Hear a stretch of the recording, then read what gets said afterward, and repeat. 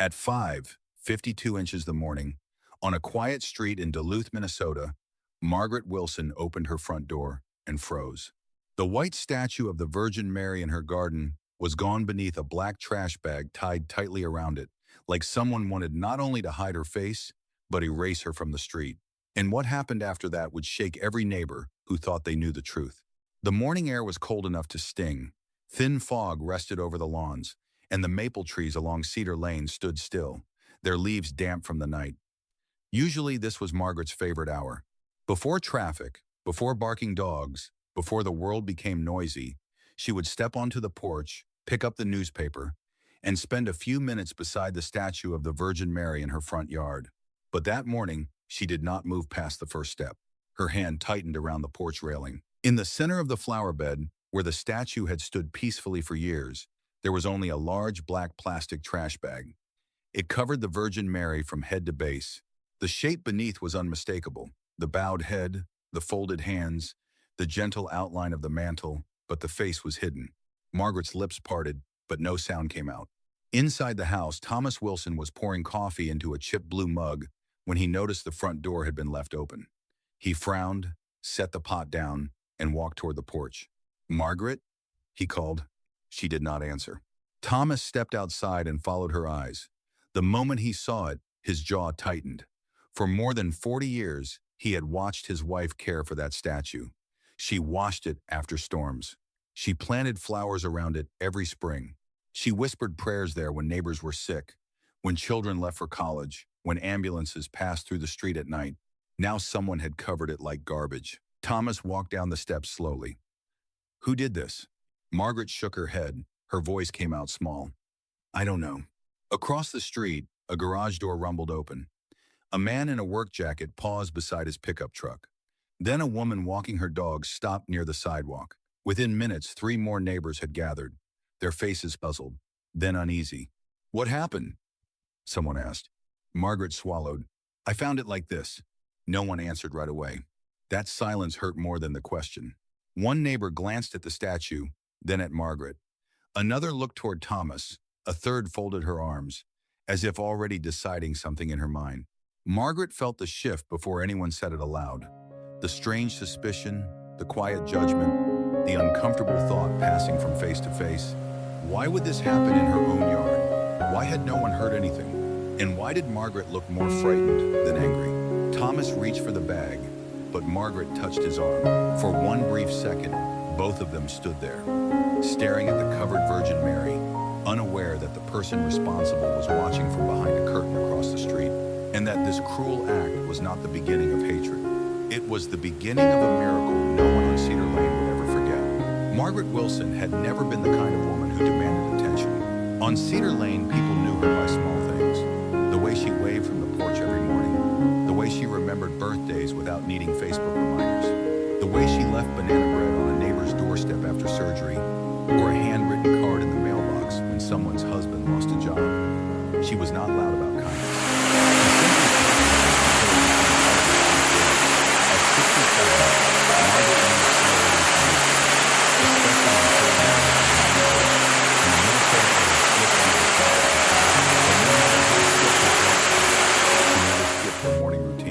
First came the kitchen light, then the kettle, then the little white mug with blue flowers painted around the rim.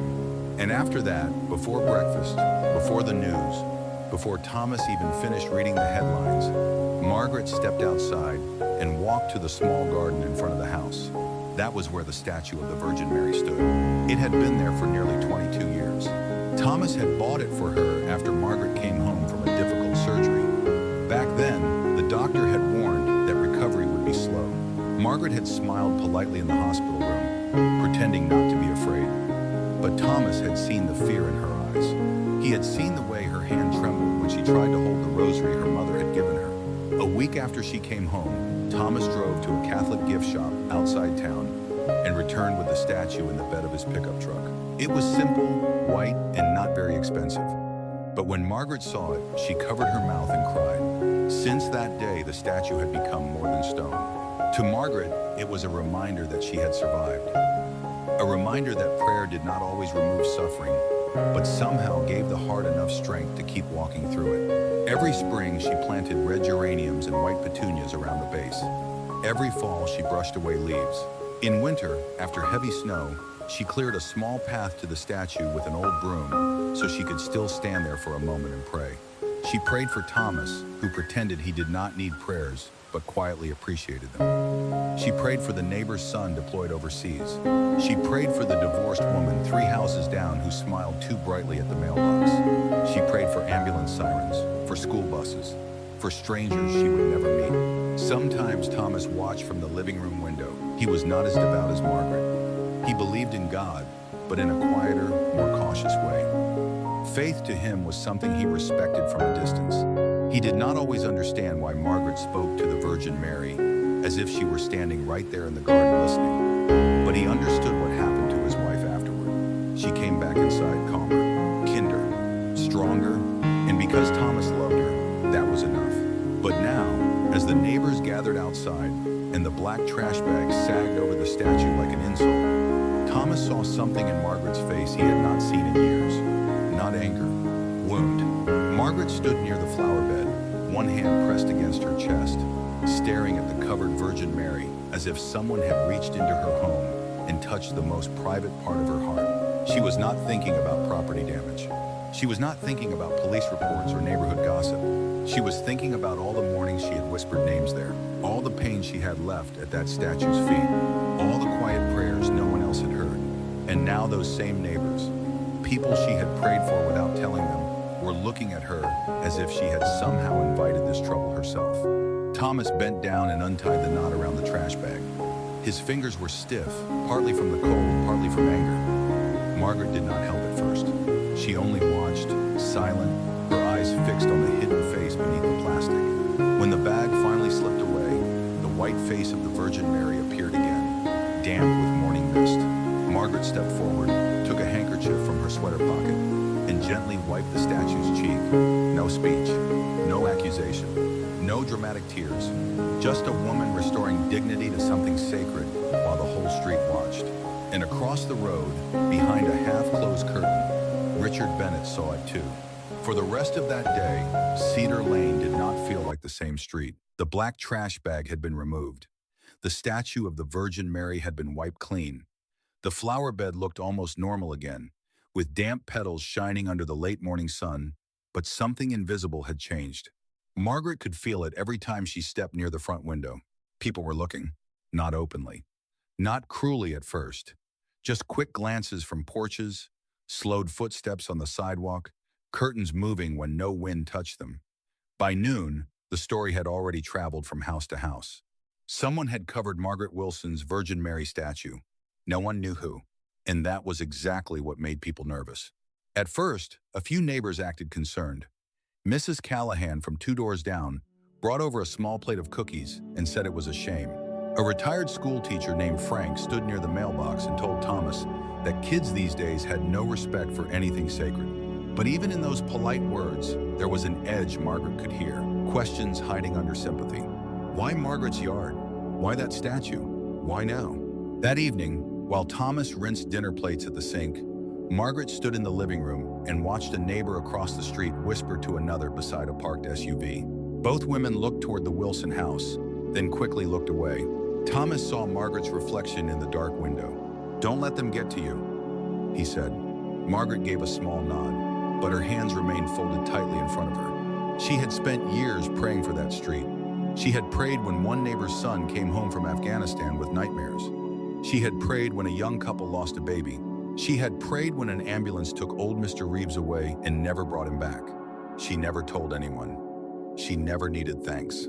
But now, for the first time, she wondered if quiet goodness was too easily forgotten. 2 mornings passed. The third morning came with a pale gray sky and the smell of rain in the air. Margaret woke earlier than usual, uneasy before she even opened her eyes.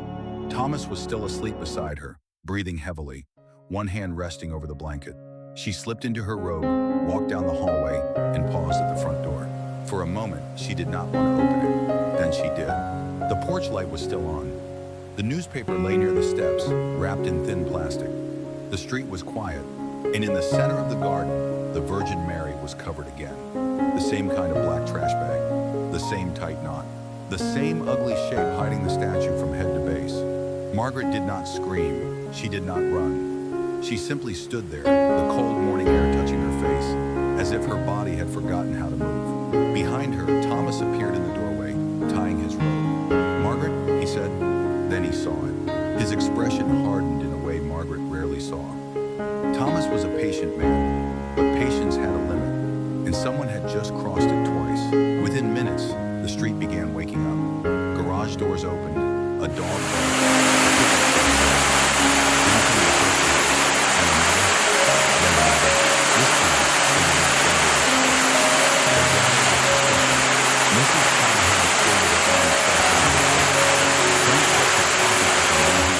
and stared at the statue like he was solving a crime. A younger man from the corner house shook his head slowly. "This happened again?" someone asked. Margaret answered quietly, "Yes." "And you didn't hear anything?" Mrs. Callahan asked. "No. No camera? No motion light? Nothing?" Thomas stepped forward. "She said she didn't hear anything." Frank looked at Thomas, then back at Margaret. "I'm not accusing anybody, but it's strange. Twice in 1 week, same house, same statue." The words were careful. The meaning was not. Margaret felt heat rise behind her eyes. "I didn't do this." No one answered fast enough. That silence opened something painful in her chest. A woman near the sidewalk murmured, "Nobody said you did," but her tone said the opposite. Thomas moved closer to his wife. "Margaret has loved that statue for 20 years. You all know that. People do strange things when they want attention," someone muttered from the back. The sentence landed like a slap. Margaret looked at the faces around her, people she had fed, prayed for, comforted, smiled at for decades, and realized how quickly a neighborhood could turn a question into a verdict. Thomas's hands curled into fists at his sides, but Margaret only lowered her eyes. The Virgin Mary stood hidden behind black plastic again, and this time the statue was not the only thing being covered. Margaret's name, her kindness, her quiet years of faith, everything was being wrapped in doubt.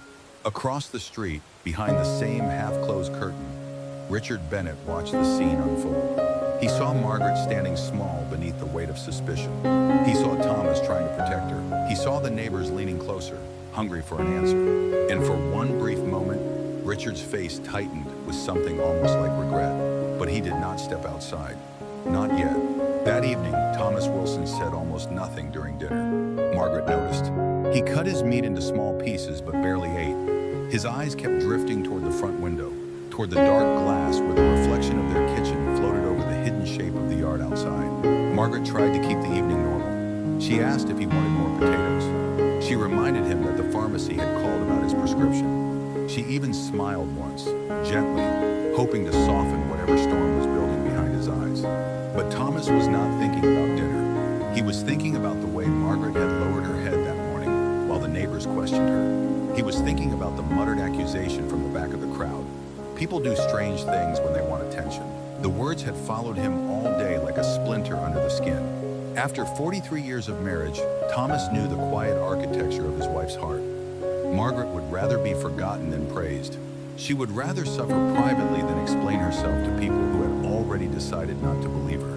That was what frightened him most. Not the trash bag. Not even the disrespect toward the Virgin Mary statue. It was the way Margaret had gone silent afterward. After dinner, she washed the dishes slowly while Thomas dried them. Neither spoke for a while. The only sounds were running water, clinking plates, and the low murmur of the evening news from the living room. Finally, Margaret said, "Maybe whoever did it will stop now." Thomas looked at her. She did not sound convinced. He placed a plate into the cabinet. "And if they don't, too?" Margaret's hands paused in the sink. "Then we pray for them." Thomas closed his eyes for a brief second. He loved that about her. He also hated that someone was using her goodness as a place to hide. Later, after Margaret went to bed, Thomas waited. At 10:45, he turned off the kitchen light. At 11:10, he checked the locks. At 11:30, he stood in the hallway and listened until Margaret's breathing became steady behind the bedroom door. Then he walked quietly to the living room, pulled the recliner near the front window, and sat down in the dark. The house settled around him with old, familiar sounds, the furnace clicking on, a floorboard shifting, the faint hum of the refrigerator. Outside, Cedar Lane looked harmless. Porch lights glowed softly. Parked cars lined the curb. Somewhere far away, a dog barked once and then stopped. Thomas kept his eyes on the statue of the Virgin Mary. Moonlight touched the white stone just enough for him to see her outline among the flowers. Her hands were folded, her head bowed. After what had happened, Thomas had expected the sight to make him angry. Instead, it made him feel protective. Midnight passed, then 1 o'clock. Thomas's back began to ache. His legs stiffened. Twice, he almost convinced himself that no one would come. Maybe the person had already enjoyed the damage and moved on. Maybe this night would prove nothing. Then, at 1:47 a.m., he heard it. A faint sound. Not from inside the house. Outside. A soft crunch in the grass. Thomas leaned forward, holding his breath. At first, he saw only darkness between the maple trees. Then a figure appeared near the sidewalk, moving carefully. Almost too carefully. The person wore a dark jacket with the hood pulled up. In one hand, something black swung low, a trash bag. Thomas's chest tightened. The figure stepped into the Wilsons' yard and crossed the grass toward the statue. Every movement was quiet, practiced, deliberate. Whoever this was had done it before. Thomas slowly rose from the chair, careful not to let the old floor creak beneath him. The stranger crouched before the Virgin Mary. The black bag opened. Thomas pressed one hand against the wall, steadying himself. The person lifted the bag over the statue's head, pulling it down over the face, the mantle, the folded hands. For a moment, the white figure disappeared beneath the plastic, swallowed again by darkness. Thomas's anger surged so suddenly, he almost threw open the door. But then the figure...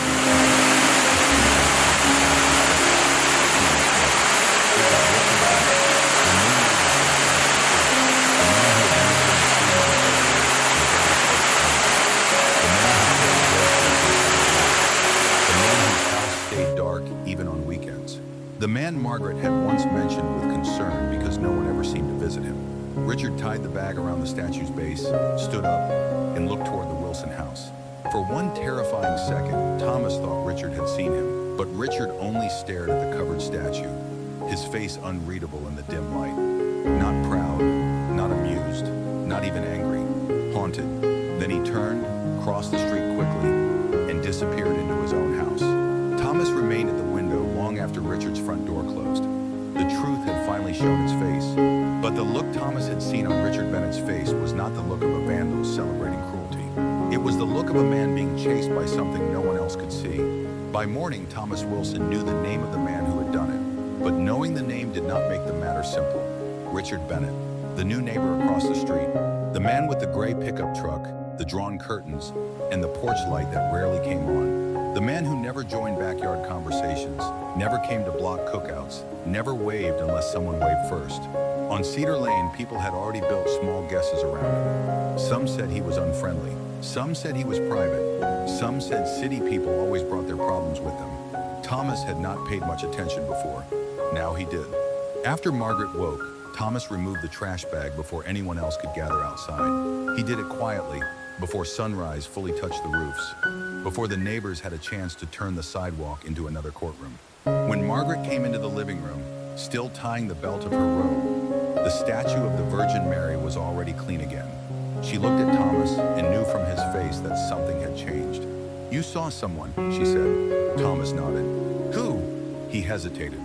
Not because he wanted to protect Richard, but because he had seen something in the man's face that would not leave him alone. "Richard Bennett," Thomas said at last. Margaret lowered herself slowly into the chair near the window. Her eyes moved across the street to Richard's house, where every curtain was closed. For a moment, Thomas expected anger. He expected hurt to harden into outrage. But Margaret only whispered, "That poor man." Thomas stared at her. "Margaret," he covered the Virgin Mary statue again. "He let the whole street look at you like you were lying. I know. He humiliated you." Margaret's eyes stayed on the house across the road. Then something inside him must be very broken. Thomas wanted to argue, but the words caught in his throat, because deep down, he wondered the same thing. So he began asking questions. Not loudly, not in a way that would feed gossip. Thomas had never been that kind of man, he asked carefully, one piece at a time. He spoke to the mail carrier, who had noticed Richard receiving medical bills forwarded from Wisconsin. He stopped by Anderson's Market, where the owner remembered Richard buying canned soup, coffee, and a small bouquet of flowers every Friday. Always paying in cash, always saying almost nothing. Then Thomas called an old friend who knew someone in Green Bay, where Richard had lived before Duluth. By late afternoon, the pieces formed a picture. Richard Bennett had not moved to Cedar Lane because he wanted a fresh start. He had moved because the old life had become unbearable. His wife's name was Clara. Clara Bennett had been known in their old parish as the kind of woman who kept a rosary in her coat pocket and flowers on the kitchen table even in winter. She volunteered at funeral luncheons. She brought soup to sick neighbors. She prayed for people before they even asked. And in front of their old house, beneath a maple tree, stood a white statue of the Virgin Mary. Almost the same size as Margaret's, almost the same pose, almost the same gentle face. Every morning, Clara stood before that statue and prayed. When she was healthy, she prayed standing. When illness weakened her legs, she sat in a folding chair. When the treatments left her thin and pale, Richard would help her down the front steps and wrap a blanket around her shoulders so she could spend 5 minutes with the Virgin Mary. He had begged her to rest. She had smiled and told him that prayer was rest. Then the sickness worsened. There were hospital rooms, test results, long drives in silence. Nights when Richard sat beside her bed counting every breath because he was afraid one might be the last. Clara prayed through all of it. Novenas, rosaries, whispered pleas. Her fingers moved over the beads until they trembled. Richard prayed too. At first, with faith, then with desperation, then with anger. And when Clara died 8 months later, something in him collapsed. The statue that had once brought Clara comfort became to Richard a reminder of prayers he believed heaven had ignored. He could not bear the sight of folded hands.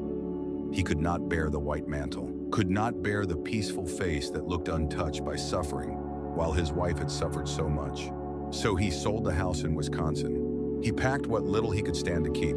He moved to Duluth and chose a quiet street where no one knew him. And on his first morning there, he opened his front door and saw Margaret Wilson's Virgin Mary statue across the road. The same bowed head, the same folded hands, the same wound reopening in broad daylight. Thomas sat in his kitchen that evening, the information weighing heavily on him. Across from him, Margaret listened without interrupting. Her eyes filled, not with fear, but with sorrow. Thomas had thought he was hunting for a culprit. Instead, he had found a widower drowning in grief. And across the street, Richard Bennett sat alone in his dark living room, staring through a gap in the curtains at the statue he hated because it reminded him of the woman he still loved. The next afternoon, Thomas Wilson crossed Cedar Lane with his hands buried deep in the pockets of his jacket. Margaret watched from the living room window, her face calm but pale. She had not tried to stop him this time. She only said one thing before he left. "Don't go there only with anger." Thomas had not answered, because he was not sure he could promise that. Richard Bennett's house looked lifeless from the outside. No wreath on the door, no potted plants, no porch chair, nothing that made a house feel lived in. Only a gray pickup in the driveway and a thin strip of light behind the curtains. Thomas stepped onto the porch and knocked. For several seconds, nothing happened. Then footsteps approached slowly. The door opened just enough for Richard to appear in the gap. He looked older in daylight than he had in the dark. His beard was uneven, his eyes shadowed, his shoulders slightly bent, as if every breath required effort. "Mr. Wilson," Richard said quietly. Thomas studied him. "We need to talk."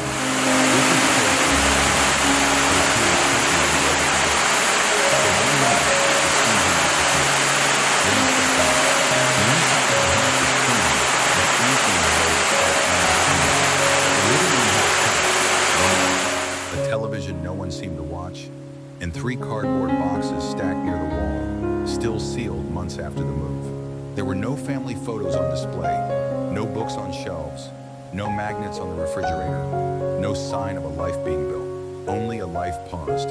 Thomas stood near the center of the room while Richard remained by the window, arms folded, eyes lowered. "I saw you," Thomas said. Richard did not ask what he meant. Thomas's voice stayed controlled, but each word carried weight. "I saw you in our yard. I saw you put that black trash bag over the Virgin Mary statue. Not once. Not as some mistake. You came in the middle of the night and you did it on purpose." Richard swallowed. Still, he said nothing. Thomas took a step closer. "My wife has lived on this street for over 30 years. She has helped people here, prayed for people here, stood by people here. And because of what you did, they looked at her like she was crazy, like she was lying, like she wanted attention. Richard's jaw tightened.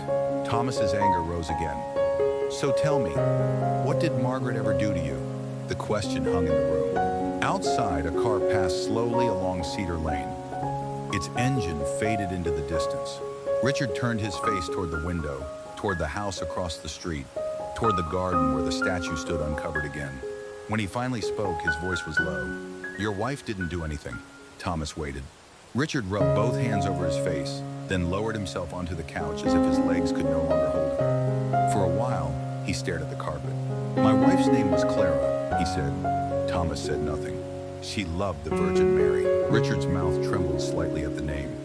Not in a casual way, not just on Sundays, every day, morning and night. She had a statue in front of our old house back in Wisconsin. Same size as yours, same white stone. Same hands folded like that.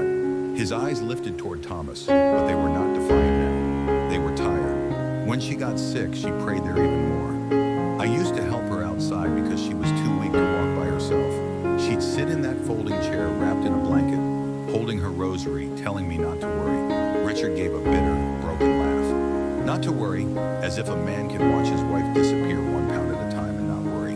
Thomas's expression softened despite himself. Richard leaned forward, elbows on his knees. I prayed too.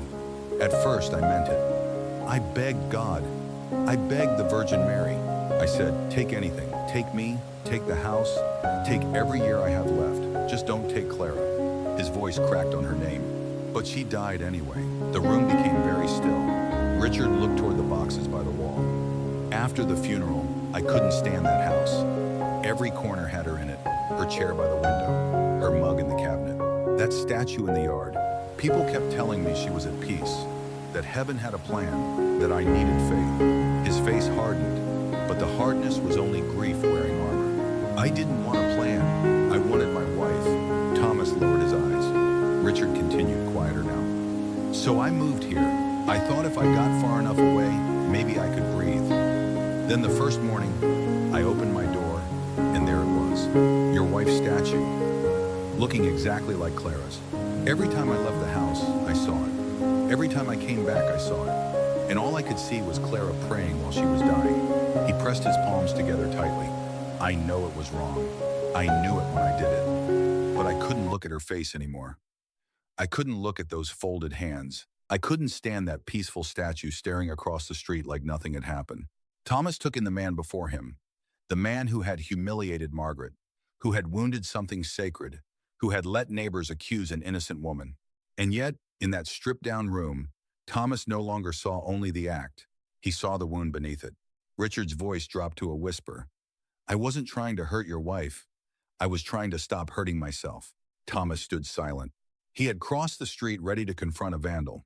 But inside that empty house, he found a widower still living at the edge of a grave, angry at heaven, angry at memory, angry at a statue because grief had nowhere else to go. For the first time since the nightmare began, Thomas understood why Margaret had told him not to bring only anger, because anger could expose the truth. But mercy would be needed to heal it. Thomas did not tell Margaret everything right away. When he returned from Richard Bennett's house, the late afternoon light had already begun to fade behind the maple trees. Margaret was sitting at the kitchen table with a cup of tea cooling between her hands. She looked up the moment he stepped inside, searching his face for the truth. Thomas removed his jacket slowly. Well, she asked. He sat across from her, silent for a few seconds too long. He's broken, Margaret. Those 3 words changed the air in the room. Thomas told her only part of it at first. Clara, the illness, the statue back in Wisconsin, the prayers that seemed unanswered, the move to Duluth, the shock of opening the door and seeing another Virgin Mary statue across the street, so similar it felt like grief waiting for him in a new yard. Margaret listened without interrupting. Her eyes drifted toward the front window, where her own statue stood white and still among the flowers. He lost more than his wife, she said softly. He lost the language of prayer, Thomas nodded, but something still troubled him. Because while Richard had spoken of Clara with unbearable pain, there had been another name he mentioned only once, almost by accident. Ethan, his son. Richard had said said it quickly during the conversation, then shut down as if the moment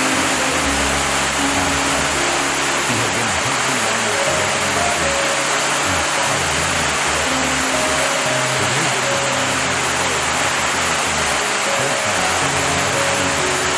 him. The way Richard The next morning, Thomas did something he would normally never do.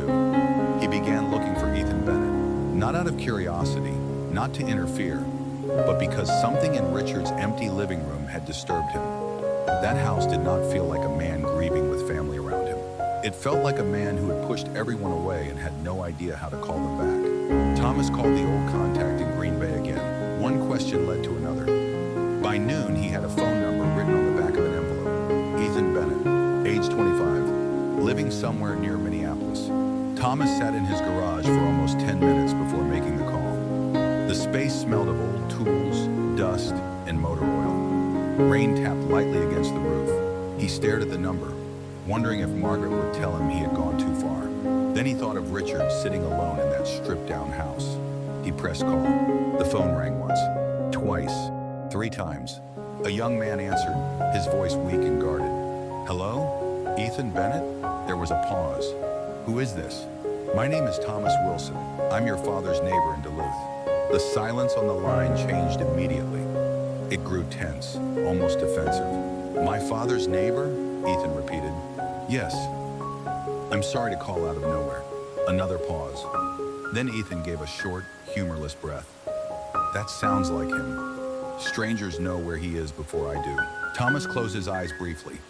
The bitterness in the young man's voice carried years of hurt. I don't mean to intrude, Thomas said. I met your father recently.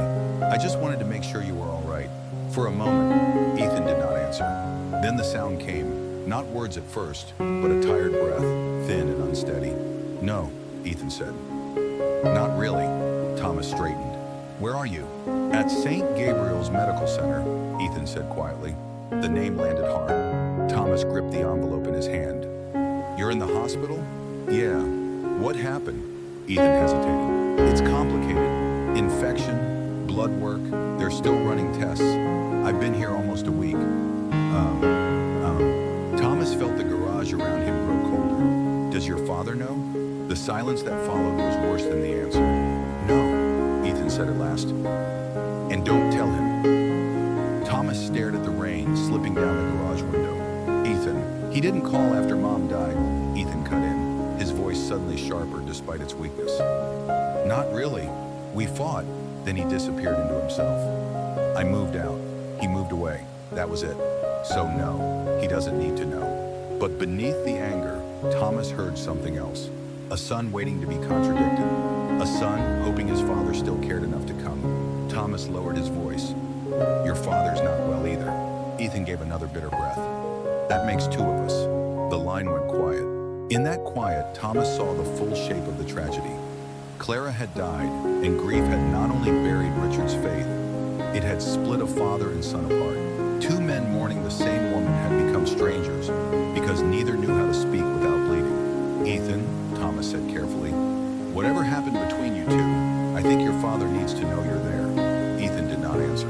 When he finally spoke, his voice had lost its edge. Do what you want. Then the call ended.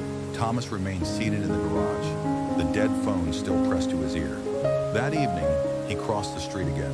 Richard opened the door with the same exhausted expression as before. But when he saw Thomas's face, something in him changed. What happened? Richard asked. Thomas stepped inside, but he did not sit. I found Ethan. Richard went still.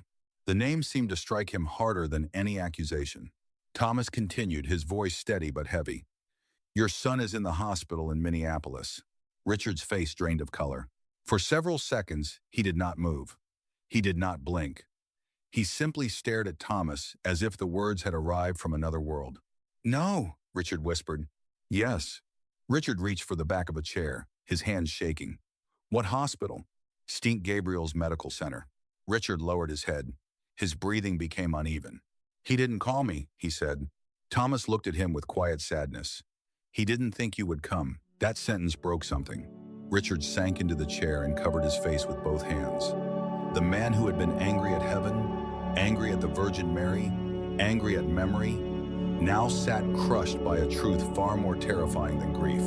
He had been so busy mourning the wife he lost that he had almost lost the son who was still alive. And across the street, as evening settled over Cedar Lane, the statue of the Virgin Mary stood uncovered in Margaret's garden, silent, white, and waiting. Richard Bennett did not sleep that night. Long after Thomas Wilson left, Richard sat alone at the kitchen table with the hospital name written on a torn piece of paper in front of him. St. Gabriel's Medical Center, Minneapolis. The words looked simple, ordinary, ink on paper. But to Richard, they felt like a judgment. His son was in a hospital bed, and he had not known. For months, Richard had told himself that distance was necessary. He told himself Ethan needed space. He told himself calling would only lead to another argument, another cruel exchange neither of them truly meant. But now, in the silence of that empty house, every excuse sounded weak. He thought of Clara. If Clara had been alive, she would have known. She would have called. She would have driven through the night if she had to. Clara had always been the bridge between them, the one who softened Richard's stubbornness and understood Ethan's anger before it became words. Without her, father and son had stood on opposite sides of grief, both waiting for the other to cross first. Neither did. At 5:30 inches the morning, Richard finally stood. His hands shook as he packed a small bag, though he did not know what to bring. A clean shirt, a phone charger, a bottle of water, his keys. Then, almost without thinking, he opened the top drawer near the stove. Inside lay Clara's old rosary. He had not touched it since the funeral. For a long moment, he stared at the beads, his throat tightening. Then he picked it up and placed it in his coat pocket. The drive to Minneapolis felt longer than it was. Dawn spread over the highway in cold gray streaks. Trucks roared past. Radio voices filled the car, but Richard heard none of them. He kept both hands on the wheel and replayed Thomas's words over and over. He didn't think you would come. That sentence. At some point, Richard felt sicker than he corrected the car, then stopped. Through the window, he watched Nathan stepping around the a young mother had a sleeping child against her shoulder. An older man stood outside, smoking with trembling fingers. Life and fear moved through that entrance together. Richard finally got out. At the front desk, his voice nearly failed when he asked for Ethan Bennett. The receptionist typed, glanced at the screen, then gave him the room number. 3rd floor, room 318. The elevator ride felt endless. When the doors opened, Richard stepped into a hallway filled with soft beeping sounds, rolling carts, low voices, and the sharp smell of disinfectant. He walked past rooms where televisions murmured and families whispered over paper cups of coffee. Then he saw the number. The door was partly open. Richard stopped outside. For the first time in years, he was afraid of his own son. Not afraid of anger. He deserved that. Not afraid of blame. He deserved that too. He was afraid of seeing indifference in Ethan's eyes. Afraid that the young man in that bed had finally stopped waiting for him. Inside, Ethan lay propped against white pillows, thinner than Richard remembered. His face had the pale exhaustion of someone who had spent too many nights under fluorescent lights. An IV line ran from his arm. His eyes were closed. Richard stepped in quietly. For a moment, he could only stare. This was not the little boy who used to fall asleep against his shoulder during football games. Not the teenager who argued about curfews. Not the son who once laughed so hard at Clara's terrible singing that milk came out of his nose. This was a grown man, and somehow still his child. Ethan opened his eyes. He looked toward the doorway. The two men froze. "Dad?" Ethan said, his voice rough with disbelief. Richard swallowed. "Hi, son." Ethan blinked slowly, as if the sight might disappear. "How did you know?" "A neighbor told me." For a second, Ethan's face hardened. "Of course." Richard stepped closer, but not too close. "I'm sorry." Ethan looked away toward the window. "For what?" Richard knew the answer could have filled the whole room. "For not knowing you were here," he said. "For making you think I wouldn't come. For disappearing after your mother died." Ethan's jaw tightened. He stared at the blanket over his knees. Richard pulled the chair beside the bed and sat down carefully. His hand moved toward Ethan's, then stopped halfway, unsure if he still had the right. "I didn't know how to live without her," Richard said, "and instead of reaching for you, I shut the door.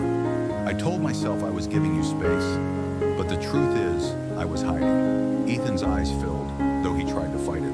"You weren't the only one who lost her," he whispered. Richard bowed his head. I know. No, Ethan said, his voice breaking. You didn't know. You acted like Mom belonged to you more than she belonged to anybody else. You left me alone with the same grief. Those words struck Richard harder than anything Thomas had said. For several seconds, he could not answer. Then he reached into his coat pocket and pulled out Clara's rosary. He held it in his palm, the beads worn smooth from years of prayer. Ethan stared at it. Mom's? He asked. Richard nodded. I found it this morning. The room went silent. Not empty silence. Remembering silence. Ethan reached out slowly and touched the crucifix with his fingertips. His face softened, and for the first time, Richard saw not accusation, but pain. She would hate this, Ethan said quietly. Us not talking. Richard's eyes filled. Yes, she would. A nurse came in to check Ethan's vitals, and both men wiped their faces quickly, pretending they had not been crying. The nurse said nothing, only gave them a gentle smile, and left. When the door closed again, Richard finally took his son's hand. This time, Ethan did not pull away. The conversation did not fix everything. No single apology could repair months of silence. But something shifted inside that hospital room. The wall between them cracked. Not all the way, just enough for mercy to enter. Richard stayed until nightfall. He listened while Ethan explained the infection, the tests, the uncertainty, the fear he had tried to carry alone. Richard asked questions. He wrote down medication names.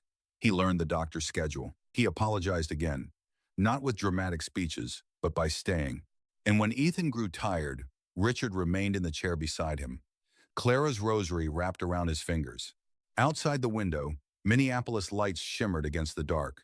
Inside room 318, a father who had almost lost his son without knowing it, watched that son sleep and whispered the first honest prayer he had spoken in months. Not angry, not demanding, just broken. Virgin Mary, he murmured, barely louder than breath. If Clara is near you, tell her I came. Then he lowered his head and stayed there through the night. By the third night at St. Gabriel's Medical Center, Richard Bennett had learned the sounds of room 318 by heart. The soft beep of the monitor, the low hiss of the air vent, the distant roll of nurses' carts in the hallway. Ethan's breathing when he finally managed to sleep. Every sound kept Richard alert, as if listening closely enough could stop anything bad from happening. He had slept only in fragments, folded awkwardly in the vinyl chair beside the bed, Clara's rosary wrapped around his fingers. At first, Ethan told him he did not have to stay. Richard answered the same way.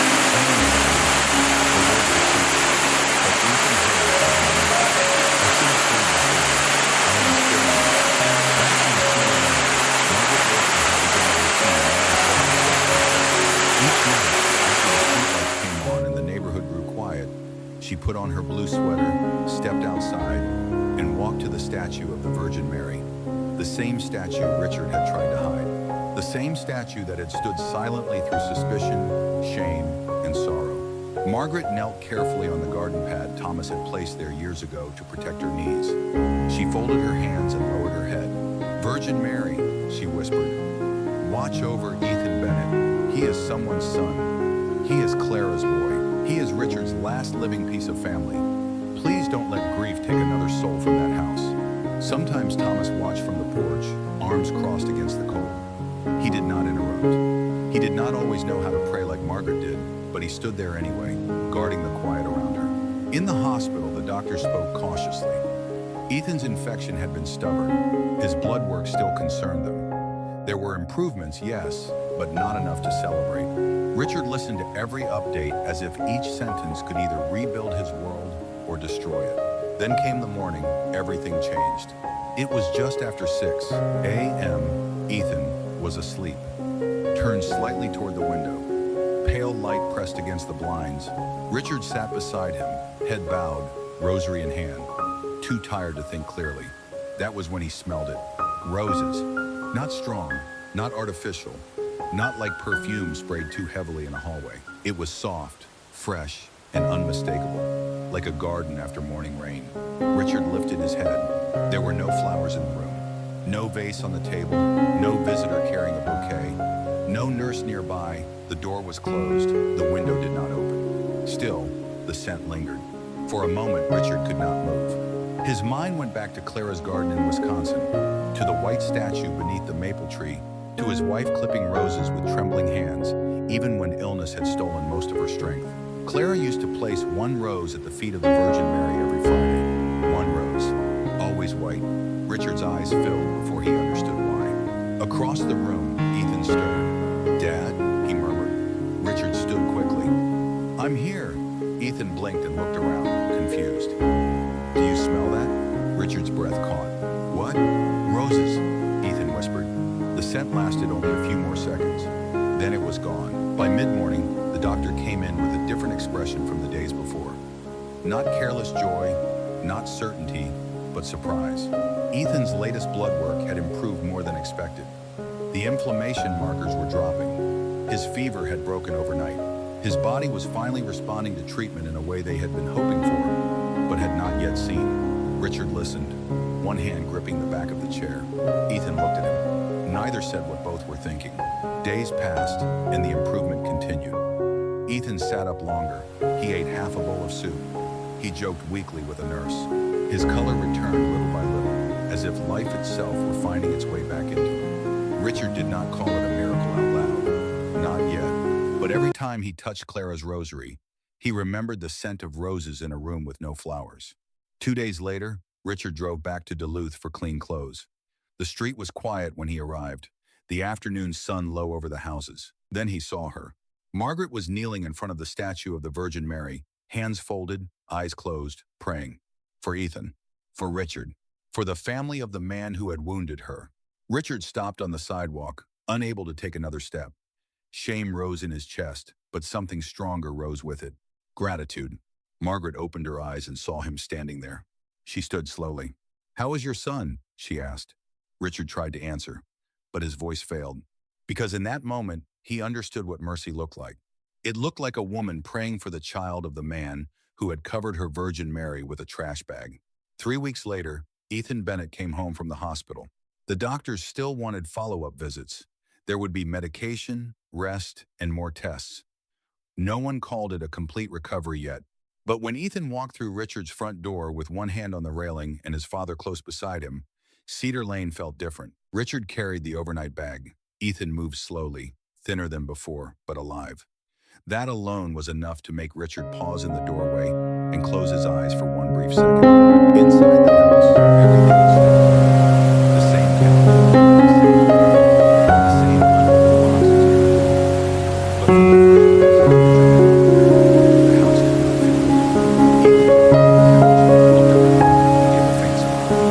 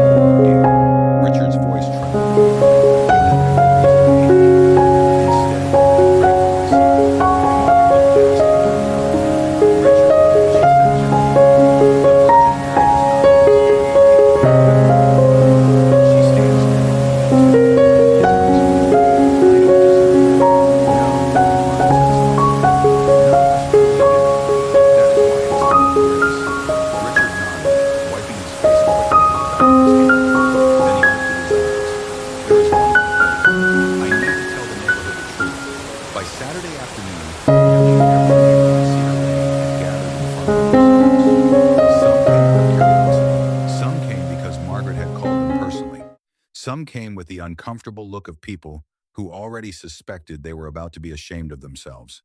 Richard stood near the statue of the Virgin Mary, hands shaking at his sides. Ethan stood a few steps behind him, still pale, but present. Thomas remained beside Margaret. Richard looked at the faces around him. "It was me," he said. The whispering stopped. "I was the one who covered the Virgin Mary statue with the trash bag. Margaret had nothing to do with it. She was innocent from the beginning." No one moved. Richard swallowed hard. "I did it because I was angry. My wife, Clara, loved the Virgin Mary. When she died, I thought my prayers had been ignored.